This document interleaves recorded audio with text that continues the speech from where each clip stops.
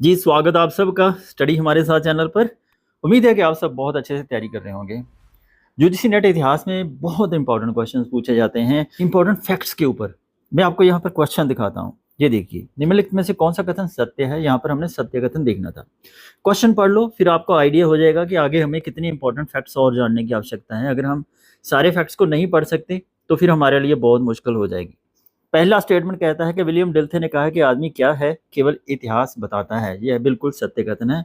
आदमी क्या है, केवल इतिहास बताता है, ये विलियम डिल्थे ने कहा था। उनका मानना था कि मनुष्य को समझने का सबसे जो अच्छा माध्यम है उसका ऐतिहासिक विकास है। इसलिए ये कथन बिल्कुल सही था। जेम्स थर्बर ने कहा था कि सभी उत्तरों को जानने से बेहतर है कि कुछ प्रश्नों को जानना। ये आप खुद ही सोच कर देखो कि यदि आपके पास बहुत सारे उत्तर हैं, उत्तरों का क्या फायदा यदि आप क्वेश्चन करना नहीं जानते। आपको क्वेश्चन करने की आपके अंदर कैपेबिलिटी नहीं है। पढ़ने का तो फायदा तभी है ना अगर आप कुछ ना कुछ सीखे हैं, सीखने के बाद आप क्वेश्चन करने योग्य बन गए हैं। ऑप्शन 2 बिल्कुल सत्य कथन था। ठीक है, याद रहेगा। तीसरा कथन जो था, सिसरो ने कहा है कि बेहतर लेखन का मूल है पुनः लेखन, यहीं पर खेला जीता या हारा जा सकता है। सिसरो ने ये नहीं कहा था, ये कहा था विलियम जिंसर ने। याद रहेगा, विलियम जिंसर। री writing is the essence of writing. याद रहेगा, तो ये स्टेटमेंट गलत थी। हेनरी एडम्स ने कहा था कि इतिहास अपने को दोहराता नहीं है, इतिहासकार एक दूसरे को दोहराते हैं। तो ये भी कथन सत्य है। बहुत सारे राइटर्स है, किसी दूसरे राइटर्स की लिखी हुई चीज़ों को लिखने के बाद कहते हैं कि हमने लिखा है। तो ये चीज़ हेनरी एडम्स एक बार पहले से ही कह चुके हैं, तो बिल्कुल सत्य कथन है। क्योंकि यहाँ से हमें इतिहास लेखन की आलोचनात्मक प्रवृत्ति के बारे में पता चलता है। तो स्टेटमेंट 4 भी बिल्कुल ठीक है। कॉलिंगवुड ये कहते हैं कि यदि इतिहास हमें कोई सबक सिखाता है तो यह एक ऐतिहासिक सबक जैसा कुछ नहीं है। देखो, कॉलिंगवुड का विचार था कि इतिहास का उद्देश्य अतीत को समझना है, ना कि उसे सीधे सीधे तैयार करके सबक निकालना। इसीलिए ये कथन बिल्कुल सही माना जाएगा। तो यहाँ पर हमारे 1, 2, 4 और 5 ये कथन सत्य थे। सी इसका सही उत्तर था। मैं आपको यहाँ पर यही समझाने के लिए आया हूँ कि यदि आप पाषाण काल से लेकर आज तक के सारे फैक्ट्स को जानना चाहते हैं तो ये वीडियो आपके लिए बहुत इंपॉर्टेंट है। ये हमारा सेट 1 रहेगा जिसमें हम पाषाण काल से लेकर के गुप्ता पीरियड तक, गुप्ता काल तक के सारे फैक्ट्स में आपको इंपॉर्टेंट है वो सारे रिवाइज करवा दूंगा। वीडियो पूरा देखिए। दूसरा सेट इमीडिएटली इसके बाद आने वाला है। उम्मीद करूंगा कि मैं शायद आपके एग्जाम से पहले पहले इसको अपलोड कर दूं। आपके पास पेन और नोटबुक है तो प्लीज़ अपने पास रख लीजिए। अगर आपको कोई इंपॉर्टेंट फैक्ट लगता है तो नोट कर लीजिए, क्योंकि आपके हाथ का लिखा हुआ कोई भी फैक्ट है आपको याद हो जाएगा। अगर आप केवल पीडीएफ से पढ़ना चाहते हैं तो पीडीएफ का लिंक मैं डिस्क्रिप्शन में दे दूंगा, वहां से आप डाउनलोड कर लेना। पाषाण काल में सबसे इंपॉर्टेंट फैक्ट जो है, सभी संस्कृतियां जंगली अवस्था, बर्बर अवस्था और सभ्यता की अवस्था से होकर गुजरती हैं। दोबारा से पढ़ देता हूं। सभी संस्कृतियां जंगली अवस्था, बर्बर अवस्था और सभ्यता की अवस्था से होकर गुजरती हैं। तो ये स्टेटमेंट थी लुइस मॉर्गन की। याद रखिए, वेरी वेरी इंपॉर्टेंट। अब सिंधु घाटी के कुछ इंपॉर्टेंट जो स्टेटमेंट्स हैं वो देख लेते हैं। मेसोपोटामिया प्रेरक है सिंधु घाटी सभ्यता की, ये किसने कहा था? मार्टिन व्हीलर ने। मेसोपोटामिया प्रेरक है सिंधु घाटी सभ्यता की। याद रखना, बिल्कुल भी भूलना नहीं है। मेसोपोटामिया प्रेरक है सिंधु घाटी सभ्यता की, ये कौन कहते हैं? Martin wheeler.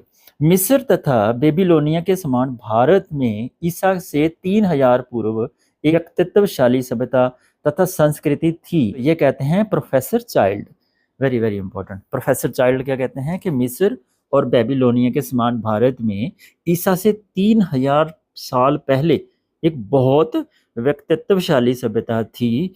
तो ये जो संस्कृति की बात करते हैं ये प्रोफेसर चाइल्ड करते हैं।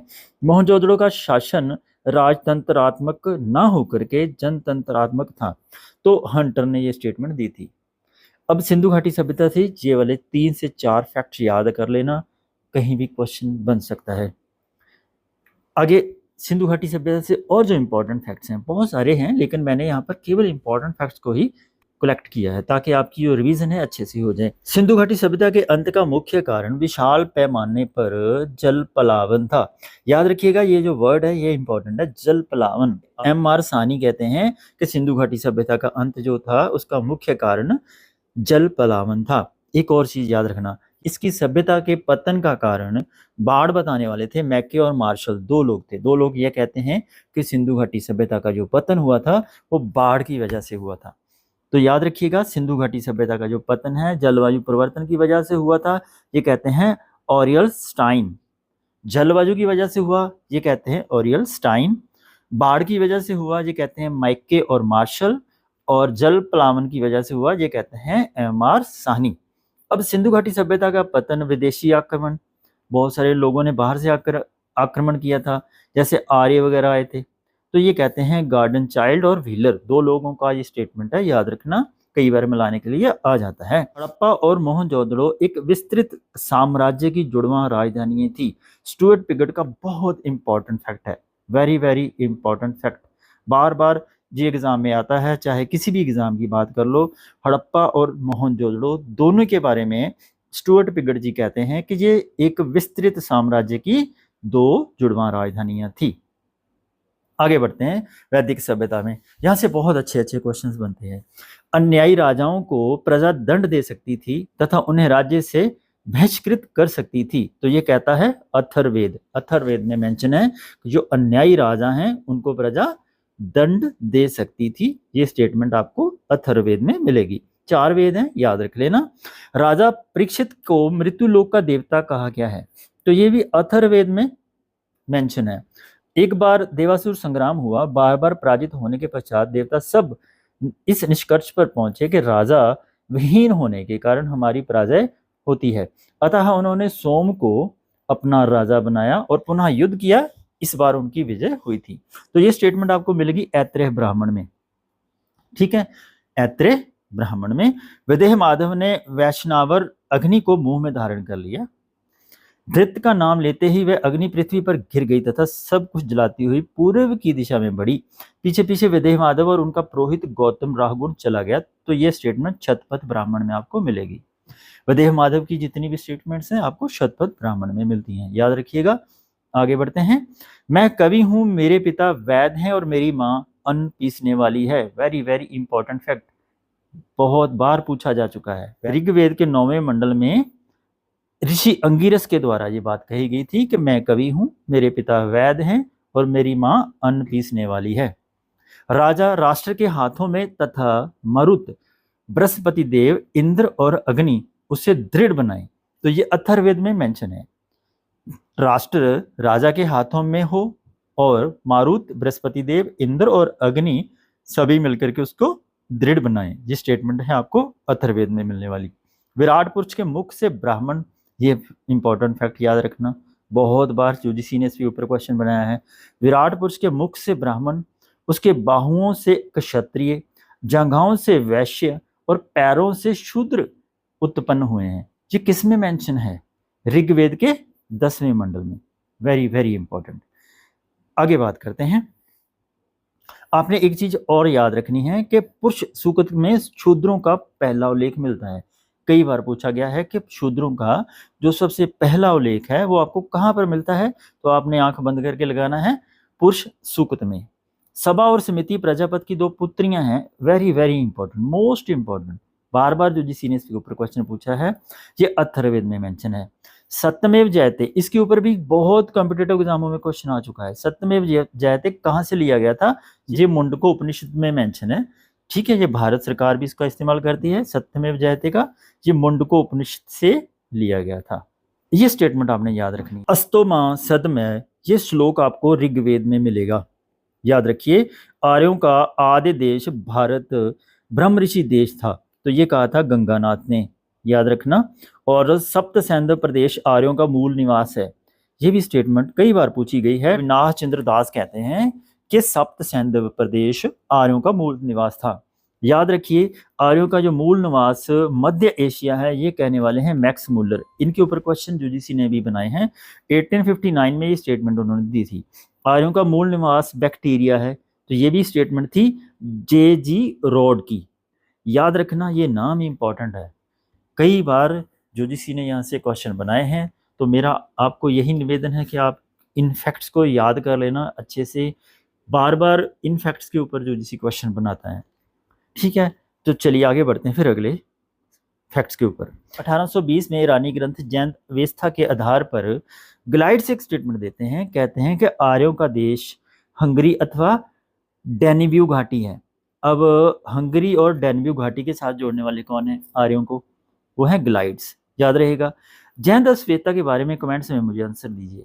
कमेंट्स में लिखिएगा कि भारत के 4 वेद हैं, ऋग्वेद, सामवेद, यजुर्वेद और अथर्ववेद। इन 4 ग्रंथों में से किस ग्रंथ के साथ जैन अवेस्था को मिलाया जाता है? किस ग्रंथ के साथ मिलाया जाता है? कमेंट्स में आंसर करना, मैं देखना चाहता हूं कि आपकी तैयारी कितनी अच्छी है। दयानंद सरस्वती कहते हैं कि आर्य तिब्बत के मूल निवासी थे, याद रहेगा। दयानंद सरस्वती जी कहते हैं कि आर्य जो थे वो तिब्बत के रहने वाले थे।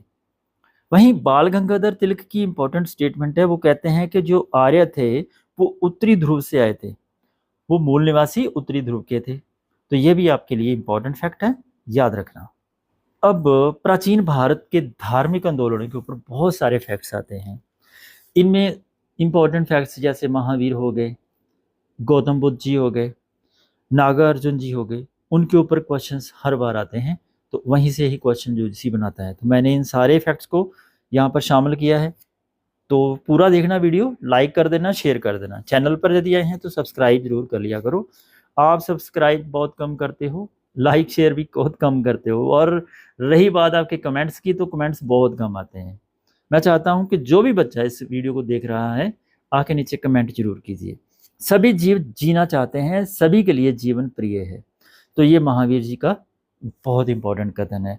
महावीर जी कहते हैं कि सभी जीव जीना चाहते हैं, सभी के लिए जीवन प्रिय होता है। और जरथुस्तर ये कहते हैं कि हे ईश्वर, बल, सत्य, प्रधानता और सदाचार प्रदान कीजिए जिनके जरिए हम शांति बना सकें। सभी संस्कार वह धर्मा है, प्रमाद रहित होकर अपना अपना कल्याण करो। कुशीनारा में जो महात्मा बुद्ध जी थे उनके द्वारा ये अंतिम संदेश दिया गया था। कई बार यूजीसी ने ये पूछा है कि कुशीनारा में जब महात्मा बुद्ध जी थे उन्होंने अंतिम संदेश कौन सा दिया था? तो याद रखिएगा, उन्होंने कहा था कि सभी संस्कार वह धर्मा है, प्रमाद रहित होकर के अपना अपना कल्याण करो। ना आरंभ है, ना अंत है, ना स्थिरता है, ना अस्थिरता है, ना एकता है, ना अनेकता है, केवल अनारंभ मात्र है जो शून्य का पर्यायवाची है। तो जहां पर भी शून्यवाद सिद्धांत की बात आ जाए तो आपने याद रखना है ये नागार्जुन जी की स्टेटमेंट है। ठीक है। यदि विहारों में स्त्रियों का प्रवेश ना हुआ होता तो धर्म 1000 वर्ष टिकता, लेकिन जब स्त्रियों को प्रवेशाधिकार दे दिया गया तो यह अब धर्म केवल 500 वर्ष ही टिकेगा। बहुत इंपॉर्टेंट स्टेटमेंट दी थी, क्योंकि पहले विहारों में स्त्रियों को रहने की, वहां पर धर्माचार करने की परमिशन नहीं थी। जब उनको परमिशन मिली, काफी कंपेल करने के बाद मिली थी, महात्मा बुद्ध जी इनको परमिशन नहीं देना चाहते थे, लेकिन जब उनको परमिशन मिली उसके बाद महात्मा बुद्ध जी ने ये स्टेटमेंट दी थी कि यदि विहारों में स्त्रियों का प्रवेश ना हुआ होता तो यह धर्म 1000 वर्ष चलता, लेकिन जब स्त्रियों को प्रवेशाधिकार दे ही दिया गया है तो अब यह धर्म केवल केवल और केवल 500 वर्ष ही टिकेगा। स्टेटमेंट में क्वेश्चन कैसा बन सकता है?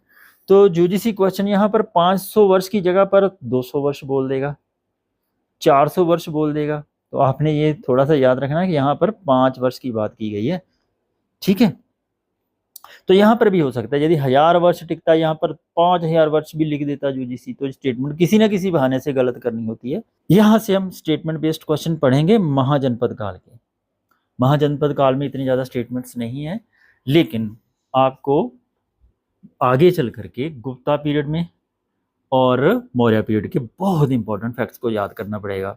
थोड़ा सा पेशेंस बना के रखिए, याद करते रहिए, बस आपका इस बार का नेट एग्जाम क्वालिफाई हो जाएगा। उम्मीद है कि 10 क्वेश्चन आपके पक्के कर दूंगा मैं इस वीडियो में। सिकंदर ने संपूर्ण भारत की भौगोलिक स्थिति का वर्णन लोगों से सुना था। तो स्ट्रैबो ने ये कहा है, स्ट्रैबो कहते हैं कि सिकंदर ने पहले जो भारत है उसकी जो भौगोलिक स्थिति है उसके बारे में जानकारी लोगों से ही ली थी। काशी को भारत का एथेंस कहा है, ये बर्नियर ने कहा है। बर्नियर ने क्या कहा है? जो काशी है ये भारत का एथेंस है। युद्ध कला में भारतवासी अन्य तत्कालीन जनों से अत्यंत श्रेष्ठ थे। जो नामी इतिहासकार थे एरियन, ये उनकी स्टेटमेंट है। ठीक है।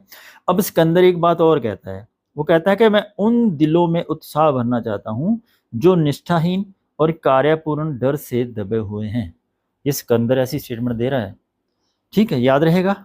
चलिए फिर आगे चलते हैं मौर्य काल पर। मौर्य पीरियड में बहुत सारे इंपॉर्टेंट फैक्ट्स हैं, क्योंकि यहाँ पर कौटिल्य का अर्थशास्त्र है, अर्थशास्त्र में और जो हमारे चार वर्ण हैं उनके बारे में बहुत स्टेटमेंट दी हैं, और यहीं से क्वेश्चन हर बार आता है। यह सेक्शन अति महत्वपूर्ण है, मोस्ट इम्पॉर्टेंट सेक्शन है ये, आपने इसको छोड़ करके नहीं जाना है। राजा को राज्य कार्य में मंत्री से परामर्श लेना चाहिए, क्योंकि सिर्फ अकेला पहिया नहीं चल सकता है। बहुत इंपॉर्टेंट स्टेटमेंट है ये, कौटिल्य ने कहा था। कौटिल्य कहते हैं कि राजा को राज्य के काम करने के लिए मंत्रियों से परामर्श लेना चाहिए, क्योंकि सिर्फ अकेला पहिया कभी नहीं चल सकता। आगे स्टेटमेंट अर्थशास्त्र में आपको मिलेगी कि केवल बर्बर, मलेश और अनार्य, युद्ध में शूद्र भी यहाँ पर शामिल हैं, ही दास बनाए जा सकते हैं। अर्थशास्त्र कहता है कि केवल बर्बर, मलेश जाति के लोग और अनार्य लोग जो थे उनको ही दास बनाया जा सकता है। तो ये स्टेटमेंट है अर्थशास्त्र की। कोई भी व्यक्ति अपनी जाति से बाहर विवाह नहीं कर सकता था, व्यवसाय परिवर्तन भी संभव नहीं था। केवल ब्राह्मणों को व्यवसाय परिवर्तन का अधिकार आपातकाल में था। तो ये स्टेटमेंट मैगथनीज ने दी थी। मैगथनीज ने जब अपनी एक किताब लिखी थी इंडिका, उसमें ये मेंशन किया था। आगे बढ़ते हैं, बहुत सारे और फैक्ट्स हैं, इनको भी आपने पढ़ना है। बड़ी मंत्री परिषद रखना राजा के अपने हित में होता है। तो ये कौटिल्य कहते हैं कि यदि किसी राजा की जो मंत्री परिषद है बहुत बड़ी है, तो उसको सलाह देने वाले, उसको गाइड करने वाले और भी अच्छे लोग होंगे और अच्छी जानकारी उसको मिल सकती है। कोई भी गलत कदम उठाने से पहले राजा अपने मंत्रियों को जरूर पूछे।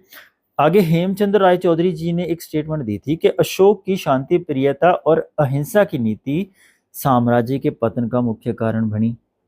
तो ये हेमचंद्र राय चौधरी ने अपनी स्टेटमेंट दी है। उन्होंने उनके ऊपर जब रिसर्च की तो उन्होंने पाया कि अगर अशोक अपनी ये नीति ना अपनाता, अहिंसा की नीति ना अपनाता, तो उनका जो राज्य का पतन है वो इतनी जल्दी ना होता। वहीं पर डी.आर. भंडारकर जी कहते हैं कि अशोक के धर्म का मूल स्रोत बौद्ध धर्म ही था।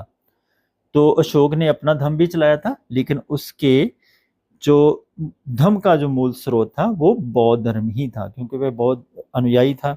धर्म की कल्पना अशोक की निजी कल्पना थी, परंतु धर्म की बातें पूर्ण रूप से बौद्ध ग्रंथों से ली गई हैं। तो रोमिला थापर ने स्टेटमेंट दी थी। रोमिला थापर जी कहते हैं कि धर्म की कल्पना अशोक की निजी कल्पना थी, परंतु धर्म की बातें पूर्ण रूप से बौद्ध ग्रंथों से ली गई हैं। धर्म सभी धर्मों की सांझी संपत्ति है। वस्तु धर्म सभी धर्मों का सार था, अभिलेखों में विहित है। ये कौन कहते हैं? फ्लीट। ये एक इतिहासकार थे, उन्होंने कहा है कि धर्म सभी धर्मों की सांझी संपत्ति है, धर्म सभी धर्मों का सार था। तो ये चीजें हमें अभिलेखों से मिलती हैं। आगे बात करते हैं रायतरंगिणी की। कश्मीर के इतिहास के बारे में बहुत इंपॉर्टेंट ये ग्रंथ है, इसके बारे में पढ़ लेना, बहुत इंपॉर्टेंट क्वेश्चन यहाँ से आते हैं। कश्मीर में अशोक के विजयेश्वर नामक एक शैव मंदिर का जीर्णोद्धार करवाया गया था और उसके भीतर 2 समाधियां बनवाई गई थी। तो राजतरंगिणी में ये मेंशन है। ठीक है, जब भी कश्मीर की बात आ जाए तो वो कहीं पर भी राजतरंगिणी लिखा है तो सीधा मिला के निकल जाओ। ठीक है, आगे बढ़ते हैं। अशोक ने अपने 99 भाइयों को मारकर गद्दी प्राप्त की थी। Very very important. सिंहली अनुश्रुति ये कहते हैं कि अशोक ने अपने 99 भाइयों को मारा था, उसके बाद गद्दी प्राप्त की थी। आगे अर्थशास्त्र में एक और स्टेटमेंट दी है कि प्रजा के सुख में ही राजा का सुख है और उसकी भलाई है। राजा को जो अच्छा लगे वह हितकर वह है जो प्रजा को अच्छा लगे। प्रजा की भलाई में ही राजा की भलाई है, प्रजा की भलाई में हितकर नहीं है। ठीक है, प्रजा की भलाई करना ही राजा का काम है। तो अर्थशास्त्र में ये चीज बहुत क्लियरली मेंशन की गई है। आगे बात करते हैं महावंश की। कौटिल्य ने चंद्रगुप्त को जम्बूद्वीप का सम्राट बनाया था। ये चीज बहुत इंपॉर्टेंट है। हमारे भारत को पहले जम्बूद्वीप कहा जाता था। ये महावंश में मेंशन है कि कौटिल्य ने चंद्रगुप्त को जम्बूद्वीप का सम्राट बनवाया था। यहाँ पर जस्टिन कहते हैं कि संपूर्ण भारत उसके कब्जे में था। जस्टिन एक हमारे इतिहासकार हैं, वो कहते हैं कि संपूर्ण भारत चंद्रगुप्त के कब्जे में था। ठीक है, याद रहेगा। आगे जस्टिन ने एक फिर स्टेटमेंट दी है। जस्टिन कहते हैं कि चंद्रगुप्त से संधि करके और अपने पूर्वी राज्य को शांत करके सेल्युकस ने एंटीगोनस से युद्ध करने चला गया था। तो ये भी बिल्कुल सही है कि जस्टिन जी कहते हैं कि चंद्रगुप्त से संधि करने के बाद वे अपनी पूर्वी राज्यों को शांत करने के लिए जब उसने सेल्यूकस निकेटर को भेजा था तो आप वो खुद चला गया था। आगे एपियोनस की ये स्टेटमेंट है, वेरी वेरी इंपॉर्टेंट स्टेटमेंट है कि सिंधु नदी पार करके सेल्यूकस ने चंद्रगुप्त से युद्ध तो छेड़ा, अंत में दोनों में संधि हो गई और दोनों ने वैवाहिक संबंध भी स्थापित हो गया था। ठीक है, बाद में उसने अपनी बेटी की शादी कर दी थी उनके साथ। एपियोनस की ये बहुत बड़ी स्टेटमेंट है। आगे बढ़ते हैं और महत्वपूर्ण कथन है, इनको थोड़ा सा एक बार रिवाइज कर लो तो अच्छा है। भारत की वैज्ञानिक सीमा हिंदुकुश पर्वत थी। स्मिथ ये कहते हैं कि भारत की जो वैज्ञानिक सीमा थी वो हिंदुकुश पर्वत थी। यहाँ पर भौगोलिक सीमा लिखा आ जाए तो ये स्मिथ की स्टेटमेंट नहीं होगी फिर, ठीक है, ये वैज्ञानिक सीमा है। चंद्रगुप्त मौर्य ने 6 लाख सेना के द्वारा संपूर्ण भारत को रौंद डाला था और उस पर अधिकार कर लिया था। प्लूटार्क कहते हैं, ये प्लूटार्क की बहुत इंपॉर्टेंट स्टेटमेंट है कि चंद्रगुप्त मौर्य ने 6 लाख सेना के द्वारा संपूर्ण भारत को रौंद डाला और उस पर अधिकार कर लिया था। आगे बढ़ते हैं। चंद्रगुप्त मौर्य की सेना डाकुओं का गिरोह थी। बहुत इंपॉर्टेंट फैक्ट है ये, वेरी वेरी इंपॉर्टेंट। जस्टिन कहते हैं, कई बार यूजीसी ने इसके ऊपर क्वेश्चन पूछा है। भारत में 7 जातियां हैं। ये कौन कहते हैं? मैग्थनीज। किसमें? इंडिका में। ठीक है, भारत में दास प्रथा नहीं है, ये भी मैग्थनीज कहते हैं। भारत में इंपॉर्टेंट फैक्ट है ये भी, यूजीसी ने इसके ऊपर भी क्वेश्चन पूछा था। राजा नंद ने भरे दरबार में चाणक्य को उसके उस सम्मानित पद से हटा दिया जो उसे दरबार से दिया गया था। तो ये मुद्रा राक्षस में ये चीज आपको लिखी हुई मिलेगी। ठीक है, चलिए आगे बढ़ते हैं और देखते हैं कौन कौन से इंपॉर्टेंट कथन हैं, महत्वपूर्ण कथन कौन कौन से हैं।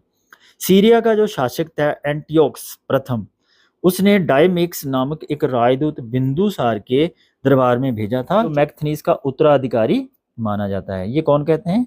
ये स्ट्रैबो कहते हैं। अशोक का जो पहला शिलालेख है उसमें लिखा गया है कि सभी मनुष्य मेरी संतान के समान है। मैंने आपको कहा है ना कि अशोक के 14 शिलालेख हैं, 14 के 14 को आपने अच्छे से पढ़ लेना है। सारे के सारे जितने भी हैं उनके ऊपर कुछ ना कुछ इंपॉर्टेंट चीज़ें लिखी हुई हैं। मैंने यहाँ पर केवल वही शामिल किए हैं जो अति महत्वपूर्ण है। वैसे तो बहुत सारे फैक्ट हो जाते हैं, लेकिन जो आपकी पढ़ाई के योग्य है, जिनको आपने पढ़ लेना है, फालतू की चीज़ें पढ़ने की जरूरत भी नहीं है जहाँ से यूजीसी क्वेश्चन नहीं बनाता। हमने केवल वही उठाए हैं जो आपके काम के हैं, जो कहीं ना कहीं किसी न किसी कॉम्पिटिटिव एग्जाम में पूछे गए हैं। वृद्ध शिलालेख जो था अशोक का पहला, उसमें ये चीज आपको मिलेगी। अशोक का जो छठा शिलालेख है उसमें अति महत्वपूर्ण चीज ये कही गई है कि हर क्षण और हर स्थान पर, चाहे वह रसोई घर में हो अथवा पुर में और अथवा उद्यान में, मेरे प्रतिवेदक मुझे प्रजा के कार्यों के संबंध में सूचित करें। ये भी आपको छठे शिलालेख में मेंशन मिलेगा।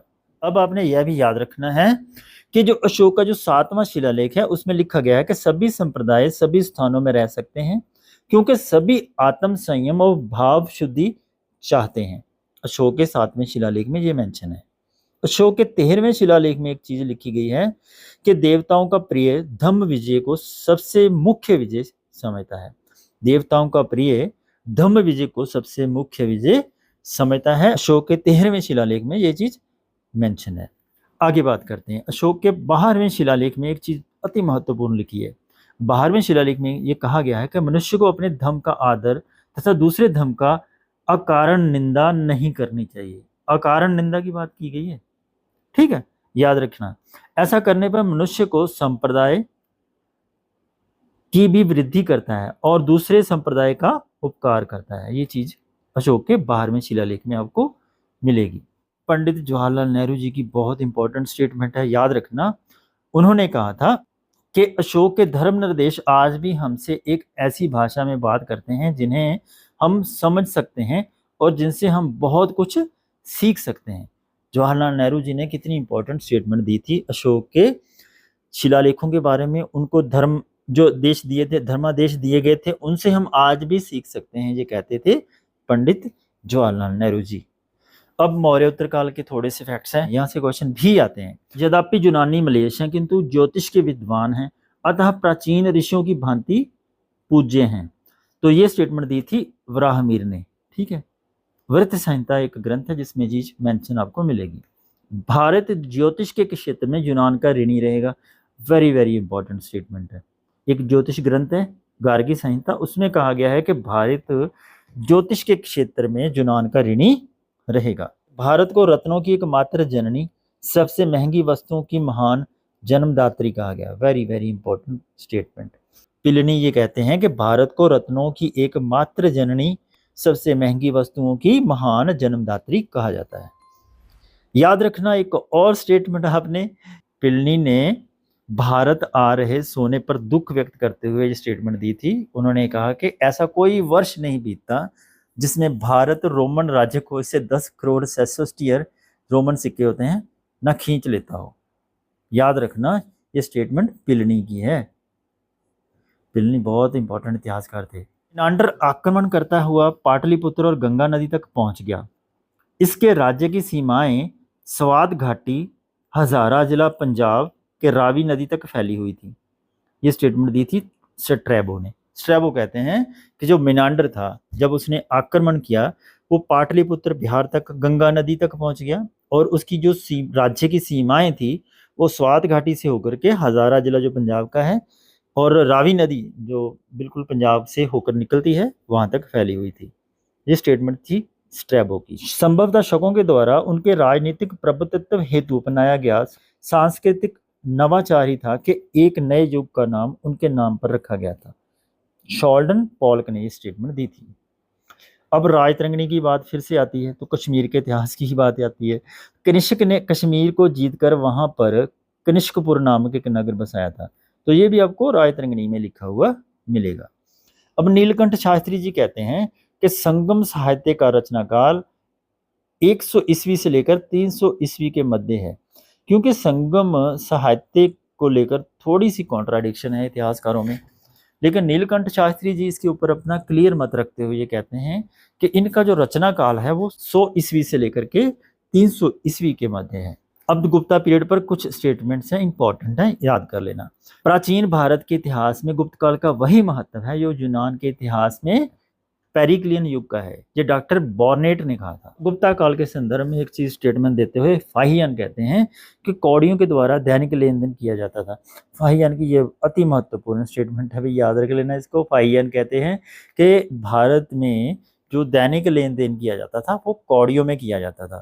तो फाहियान गुप्ता काल के दौरान आए थे तो उनके बारे में ये स्टेटमेंट देते हैं। आगे बात करते हैं समुद्रगुप्त और उनकी विजयों के लिए। प्रयाग प्रशस्ति एक इम्पॉर्टेंट प्रशस्ति है जहाँ पर समुद्रगुप्त के बारे में काफ़ी कुछ लिखा हुआ है। तो वहाँ पर जो इम्पोर्टेंट स्टेटमेंट है वो देख लेनी है आपने कि समुद्रगुप्त युद्ध और विजय के लिए ही प्यासा नहीं था, बल्कि उसके चरित्र का एक और शिष्ट पक्ष था, काव्य और संगीत के प्रति लगाव। तो प्रयाग प्रशस्ति में ये अति महत्वपूर्ण पंक्ति आपको लिखी हुई उक्ति मिलेगी। देश में कोई भी संभ्रांत व्यक्ति मांसाहार नहीं खाता है। फाहियान ने ये स्टेटमेंट दी थी जब वे भारत की यात्रा में आए थे, तो उन्होंने कहा था कि देश में कोई भी जो संभ्रांत व्यक्ति है वो मांसाहार नहीं करता है। अब गुप्तोत्तर काल के कुछ स्टेटमेंट्स हैं, इंपॉर्टेंट है ये भी। तो मार्को पोलो इनके बारे में लिखते हैं कि मालाबार के स्त्री पुरुष केवल कटी वस्त्र ही पहनते थे और राजा भी इसका अपवाद नहीं था। मालाबार के स्त्री पुरुष केवल कटी वस्त्र ही पहनते थे और राजा भी इसका अपवाद नहीं था। मार्को पोलो ये स्टेटमेंट देते हैं। मार्को पोलो ने मध्यकाल राजा जो मालाबार के क्षेत्र से संबंधित थे उनके बारे में एक चीज और कही थी। वेरी वेरी इंपॉर्टेंट स्टेटमेंट है मार्को पोलो की। तो मार्को पोलो यहाँ पर कहते हैं कि यह राजा जितना सोना और हीरे मोती धारण करता था वह इतना मूल्यवान होता था कि उससे कम मूल्य में एक नगर की रक्षा की जा सकती थी। अब ये देखो कितनी बड़ी स्टेटमेंट है। एक पूरी नगर की रक्षा करने की जो खर्चा जो आता था उस पूरे खर्चे के बराबर में था जो राजा जो सोना पहनता था, जो मोती धारण करता था।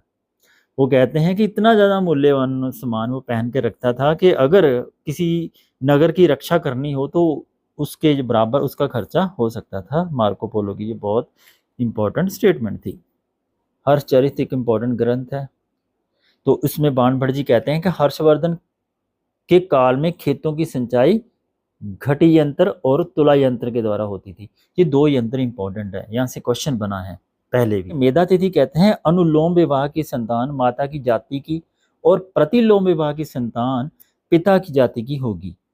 तो अति महत्वपूर्ण स्टेटमेंट है, वेरी वेरी इंपॉर्टेंट, ये नहीं आपने भूलना।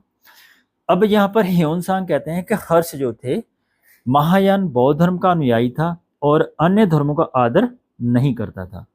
बहुत इंपॉर्टेंट स्टेटमेंट है ह्योनसांग की। ह्योनसांग जी कहते हैं कि हर्ष जो राजा थे वो महायान बौद्ध धर्म का अनुयायी तो था, लेकिन दूसरे धर्मों का आदर वो नहीं करता था। अब रामानुज आचार्य जी कहते हैं कि मोक्ष का उपाय ज्ञान नहीं है, अपितु भक्ति अर्थात ईश्वर के प्रति प्रेम है। तो रामानुज आचार्य जी की महत्वपूर्ण स्टेटमेंट है कि मोक्ष का उपाय केवल ज्ञान नहीं है, वो कहते हैं कि भक्ति और ईश्वर के प्रति प्रेम भी होना चाहिए। अब डॉक्टर आर.एस. शर्मा की अति महत्वपूर्ण स्टेटमेंट है, जहाँ से क्वेश्चन जो जिसी ने बनाया था, मैंने इसीलिए इनको फिर से शामिल किया है। शूद्र वर्ग में आर्य और अनार्य दोनों ही वर्गों के लोग सम्मिलित होते थे। आर्थिक और सामाजिक विषमताओं के फलस्वरूप समाज में उदित हुए श्रमिक वर्ग की एक ही सामान्य संज्ञा शूद्र हो गई। Doctor R S. शर्मा कहते हैं कि शूद्र वर्ग में आर्य और अनार्य दोनों ही वर्गों के लोग सम्मिलित होते थे। आर्थिक और सामाजिक विषमताओं के फलस्वरूप समाज में उदित हुए श्रमिक वर्ग की ही सामान्य संज्ञा जो थी वो शूद्र हो गई थी। आर.एस. शर्मा जी का ये महत्वपूर्ण स्टेटमेंट है। अब फर्गुसियन कहते हैं कि चोल कलाकार दैत्यकार कल्पना किए करते थे और उनकी उंगलियां जौहरियों के समान कार्य करती थी।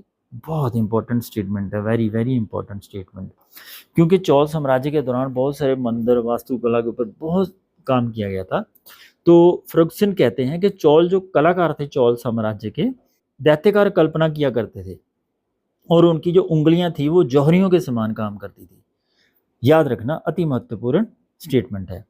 यहाँ पर भारत में जब इस्लाम का आगमन होता है ना, तो कुछ इतिहासकारों ने यहाँ पर महत्वपूर्ण स्टेटमेंट्स दी थी, उस समय के इतिहासकारों ने, तो ये भी आप पढ़ लो तो अच्छा है। ये लोग दंभी, मूढ़, अहंकारी, पाखंडी और भाव शून्य हैं। वे अपने ज्ञान का लाभ दूसरों को देने में स्वभाव से कंजूस हैं और दूसरी जातियों से उस ज्ञान को छिपाकर रखने की हर संभव कोशिश करते हैं। तो भारतीय ब्राह्मणों के संदर्भ में ये बात कही थी। कहते हैं कि अल-बरूनी ये कहते हैं कि ये लोग सब दंभी हैं। अल-बरूनी कहते हैं कि ये लोग दंभी हैं, मूढ़ी हैं, अहंकारी हैं, पखंडी हैं और भाव शून्य हैं। वे अपने ज्ञान का लाभ दूसरों को देने में स्वभाव से ही कंजूस हैं और वे दूसरी जातियों से उस ज्ञान को छिपा कर रखने की कोशिश करते हैं। तो ये स्टेटमेंट अति महत्वपूर्ण थी अल-बरूनी की भारतीय ब्राह्मणों के संदर्भ में। सिंध को अरबों से विजित किया, किंतु यह विजय ऐतिहासिक और इस्लाम धर्म की घटना मात्र ही रही। यह एक प्रभाव रहित विजय थी। तो लेन पूल की ये स्टेटमेंट है कि सिंध को अरबों ने विजित तो किया था, किंतु यह विजय जो थी ऐतिहासिक और इस्लाम धर्म की घटना मात्र ही रही थी। तो लेन पूल की ये बहुत इंपॉर्टेंट स्टेटमेंट है। तो महमूद एक महान सेनानी थे, प्रशंसनीय थे, साहसी थे, अविजित शासक थे, मानसिक और शारीरिक शक्ति रखने वाला व्यक्ति था। महमूद के बारे में अति महत्वपूर्ण स्टेटमेंट देते हैं लेनपूल जी। तो लेनपूल उनको एक महान सेनानी कहते हैं, उनकी प्रशंसा करते हैं कि वो प्रशंसा के योग्य था, साहसी था, जिसको विजय नहीं किया जा सकता था, अविजित था, मानसिक और शारीरिक तौर पर बहुत स्ट्रॉन्ग इंसान था। गुप्ता पीरियड तक आपने सारे के सारे स्टेटमेंट बेस्ड फैक्ट्स आपने याद कर लिए। इंपॉर्टेंट फैक्ट्स हैं। ये सेट 1 था, तो आपने सेट 2 के लिए इस वीडियो के आगे यहाँ पर ना आपको ये मिल जाएगी वीडियो। इस वीडियो में आपने सेट 2 देख लेना है। पहली बार आए हो तो चैनल को सब्सक्राइब करके लाइक करके शेयर कर दो। वीडियो अच्छी लगे तो वीडियो को हाइप भी कर दिया करो। मिलते हैं अगली वीडियो में।